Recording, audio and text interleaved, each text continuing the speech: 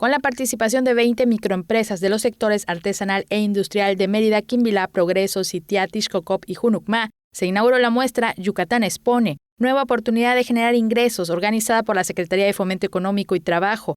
El subsecretario de Planeación, Promoción y Proyectos de la CFOET, Joaquín Mier y Terán Puerto, declaró que es compromiso de la dependencia la creación de espacios que procuran el crecimiento de las empresas y el posicionamiento de sus productos en los distintos mercados de la región. El gerente general Región Peninsular de Mobility ADO, Eduardo Córdoba Balbuena, señaló que eventos como Yucatán Expone forman parte importante de la estrategia de reactivación económica de la entidad al impulsar el emprendimiento entre los municipios.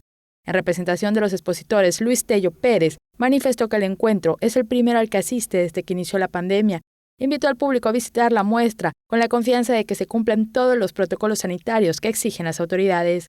La exposición, coordinada por la Dirección de Proyectos Especiales y de Apoyo a la Mujer Empresarial de CFOET, estará abierta hasta el domingo, de 9 a 18 horas, en los locales comerciales de la Terminal ADO Mérida Centro Histórico, ubicada en la calle 69 por 68 y 70 Centro.